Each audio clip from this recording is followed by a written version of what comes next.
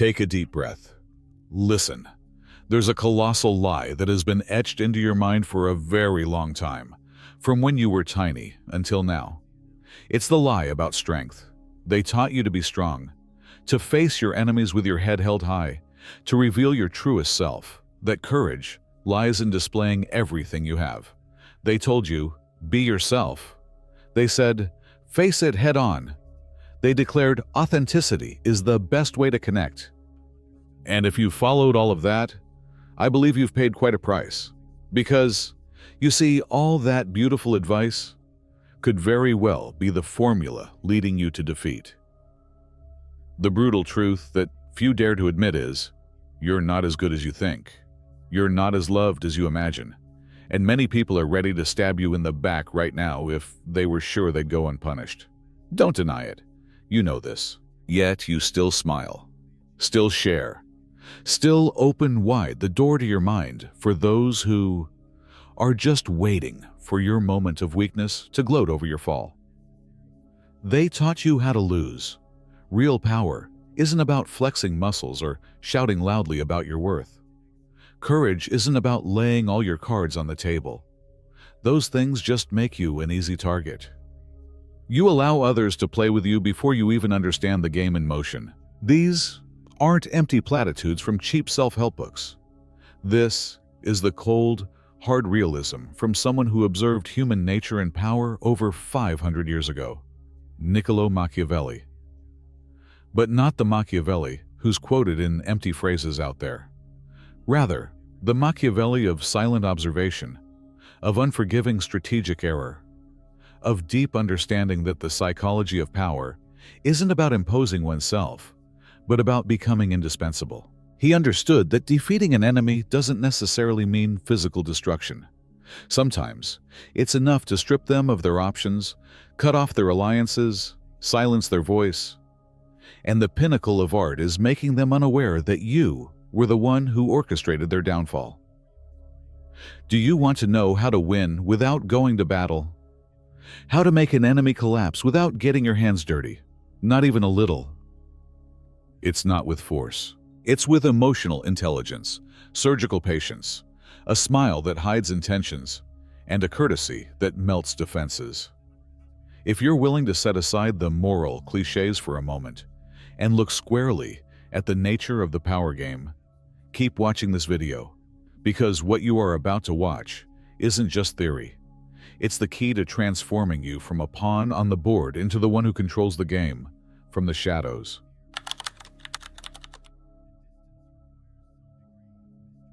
You were taught to face difficulties with your head held high. That's a lesson from movies, from books, from heroic tales. But in the real world, the world of Machiavelli, that's the fastest ticket to defeat. Why? Because real power is never displayed. It's hidden, nurtured in silence, and only revealed when it's too late for the opponent to react. Think about it.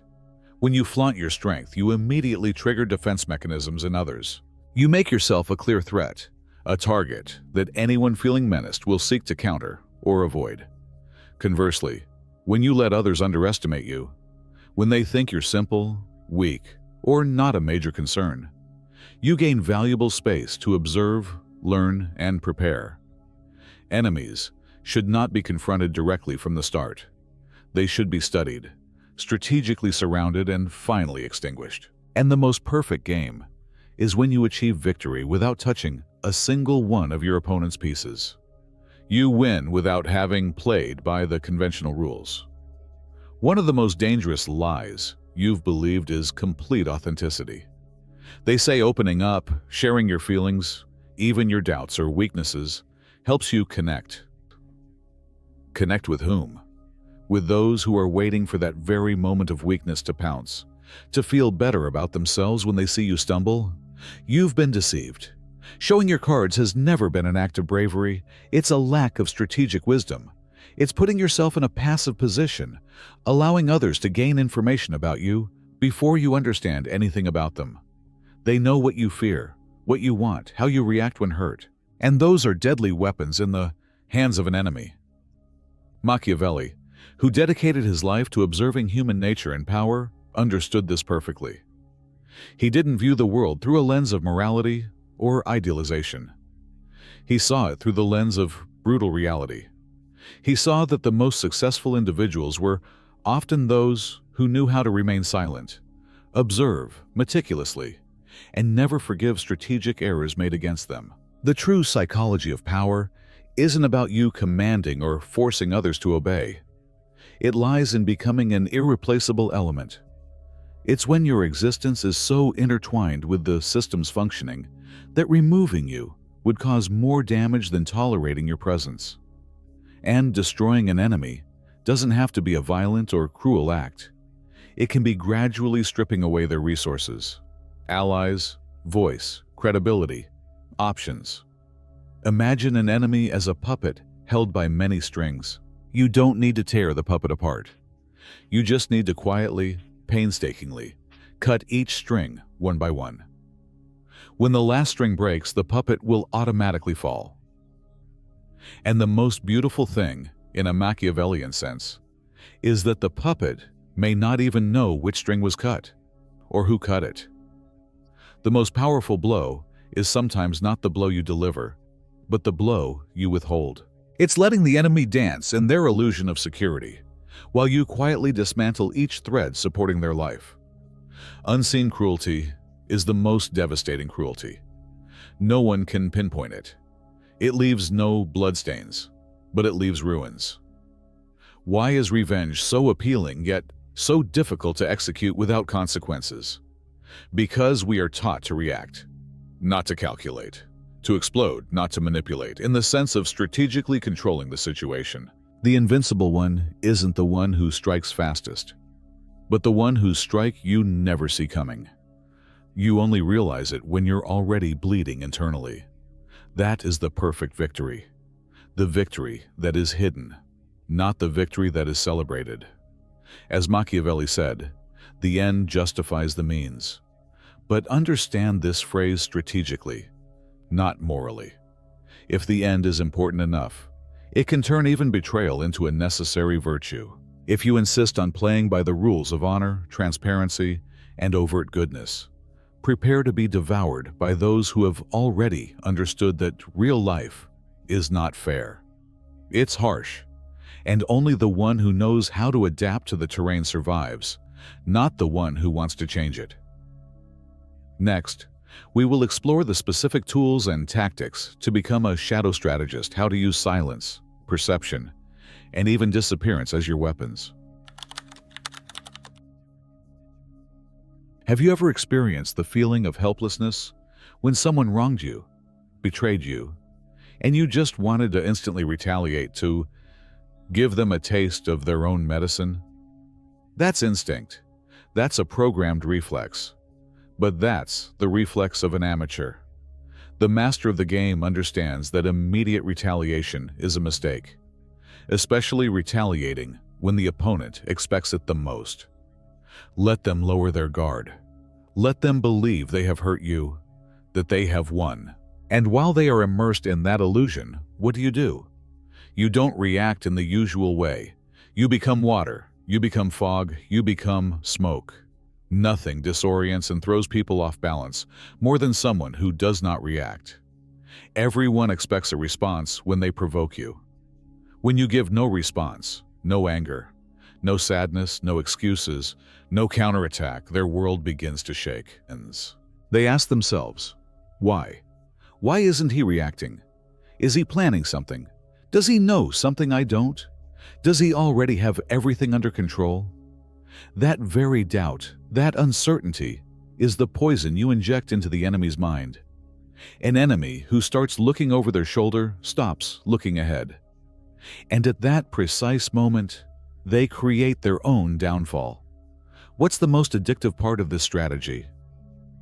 It doesn't require violence. It requires intelligence, patience, and above all, an immense capacity to endure silence. That's the hardest part. Not acting when instinct urges you. Not speaking when you know you're right. Not proving yourself when others demand evidence. Silence is not passivity. Silence is contained power.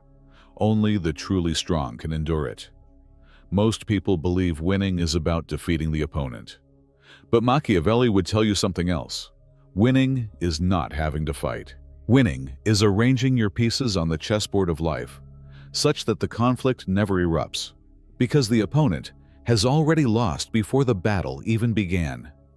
And to achieve that, you must understand something very few people accept. The easiest enemy to destroy is the one who believes they have no enemies. That's why you should never confront them directly. You just need to feed their arrogance, make them talk too much, make them expose themselves, make them complacent. And meanwhile, you build relentlessly without noise, without revealing your identity. You want absolute control? Make your enemy trust you. Nothing is more destructive than a betrayal that was not seen coming. But to do that, you need extraordinary emotional discipline, surgical coldness. You cannot afford to feel pity, anger, or pride, because every poorly managed emotion is a crack in your defensive wall, and you cannot allow any cracks. We are not playing to defeat. We are playing to dominate, to own the entire board. And that can only be achieved with a strategy so subtle it seems you were never even there. Now, ask yourself as you watch this video, do you want to be remembered for your loud words or feared for your silence? Do you want to be visible but weak, or invisible but decisive? The difference between real power and the illusion of power lies here. Real power does not announce its presence. It is only felt. And you, if you do it right, will become that which no one sees, but everyone feels. A ghost, a whisper, a presence that cannot be touched but weighs on every decision. Welcome to the real game of power. The game won without getting dirty. The mind game. The game Machiavelli designed not for the overtly brave, but for those who know how to wait. And if you've watched this far, you have already started playing. Next, we will delve into the most crucial aspect: perception. How others see you, and how to turn that perception into your ultimate weapon. If you've understood that real power is invisible, and victory is achieved by controlling, not by attacking, then it's time for you to see the most subtle and effective dimension of dominance: perception. But not your perception of the world. It's the perception others have of you. In this game, who you truly are matters less than who you appear to be. And here is the twist that very few master. You don't need to be powerful. You just need to seem untouchable. Perception is everything. No one attacks what they don't understand. No one dares challenge someone who projects absolute certainty. Why do you think some leaders, even when they are struggling or making mistakes, manage to maintain control? Because they master the art of image. This isn't vanity. This is survival. Weakness only becomes a problem when others notice it. So, even if you are trembling inside, your gaze must not waver. Your body language must be firm. Your words must be precise and minimal. This isn't about sincerity. This is about strategy. Every interaction is an opportunity to shape others, to plant an idea in their minds, to install a narrative about you that works in your favor. And this is where most people fail, because they believe power is imposed through words or direct actions.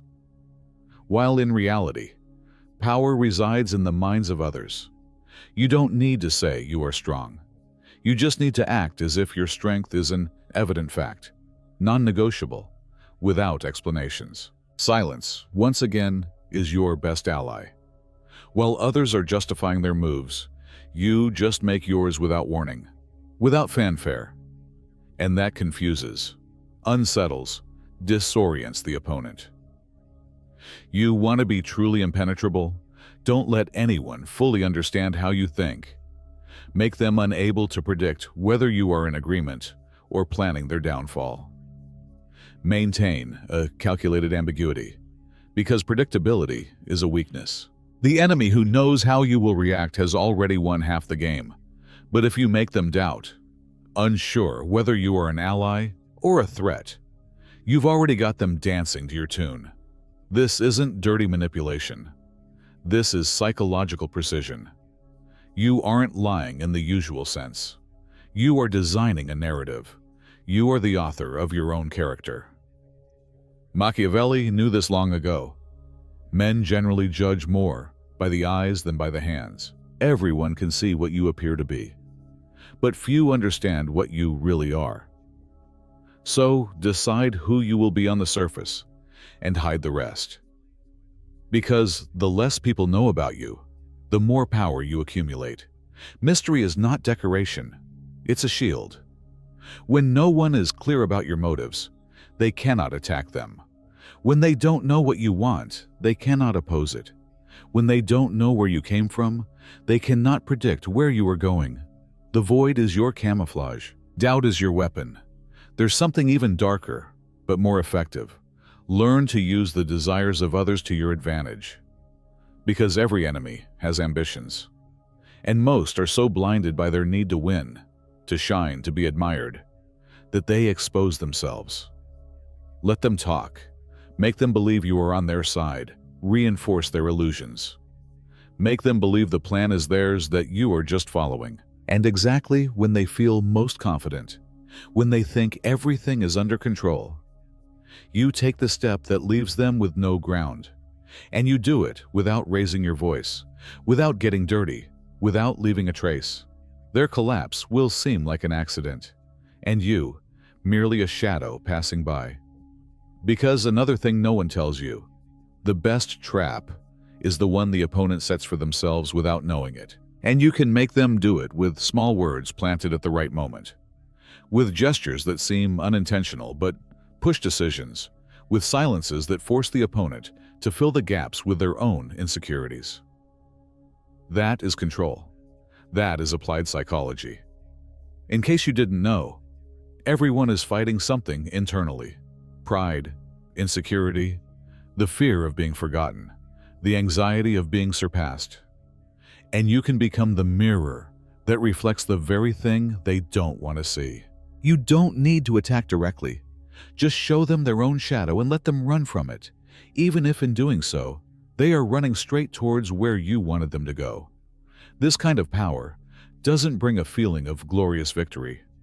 There are no applauses, no medals, but it is more addictive than any ovation, because you live with the knowledge that you are pulling the strings that no one knows about, and they cannot take that from you because they don't even know it exists. Don't confuse this with mere cruelty.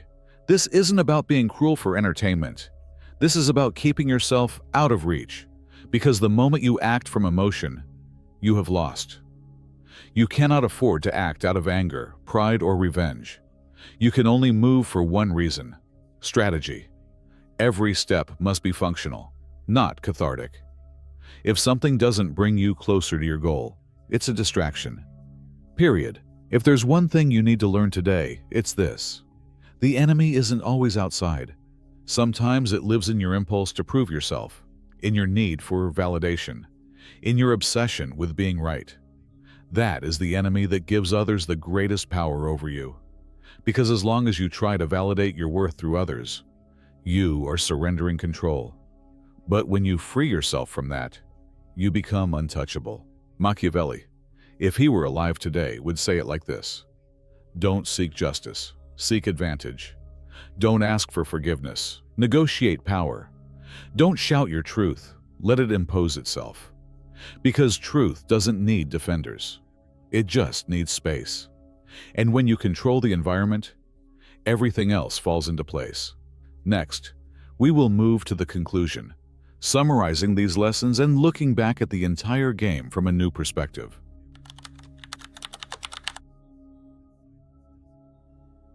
From now on, start observing the people who want to confront you. Ask yourself, why do they need to attack you?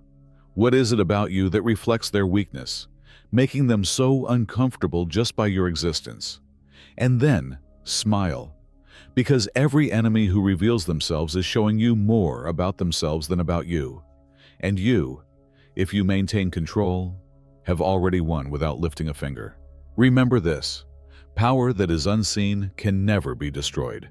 Because there's no way to fight what cannot be named. And you are building exactly that. An intangible presence, a silent influence, a faceless authority. You don't need revenge. You just need time. Because everything eventually collapses under its own weight. Just make sure you are watching from above when it happens. This is where everything converges. The layered masks, the unspoken words, the moves that seemed casual, but were meticulously calculated. If you have watched this video this far, you are no longer playing the same game as the masses. Because, while they shout for attention, you learn to master silence. While they seek visible enemies, you understand that the most dangerous ones never let themselves be seen. Because real power doesn't need witnesses. It only needs results. And now comes the most interesting part. What turns all this theory into a real weapon? You need to learn how to disappear. Not as an escape, but as a strategy. Because when you disappear, you give no reference points. You don't allow others to define you. And in the void you leave behind, others start building versions of you. Versions that fear you, that respect you, that assume you are something formidable. None of those versions may be the truth, but all of them work in your favor. Because the more mystery you generate, the more space you occupy in the minds of others. And in this world, mental presence is worth more than physical presence. Think about this. When someone stops talking to you, it's not the silence that hurts.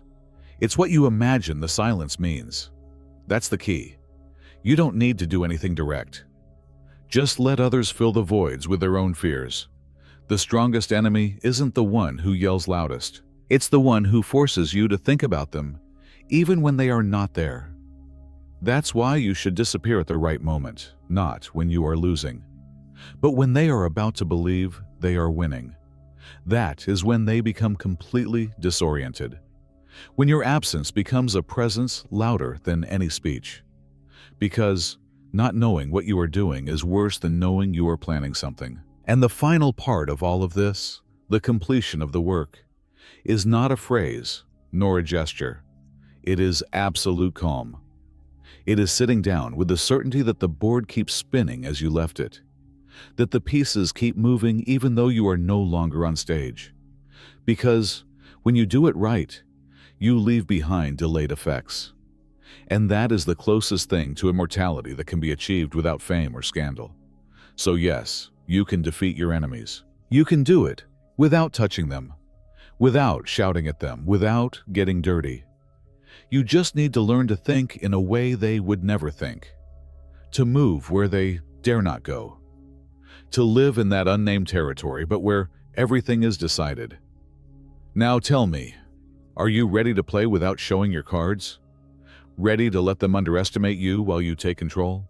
Because if you have watched this video this far, you are no longer just anyone. You are part of the small group that sees the war, but not from the battlefield, but from the hill.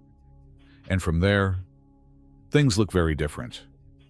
Leave a comment with the phrase, "Silence is not emptiness, it is strategy." I want to see how many have followed this video this far and are ready to stop being pawns.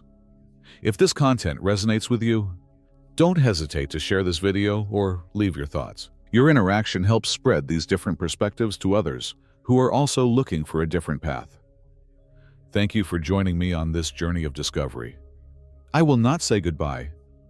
That word is for those who leave. I merely step back. So you think I am not here, but when you forget, I will return, and you won't know if it was me, or just the consequence of your own mistakes. See you in the shadows.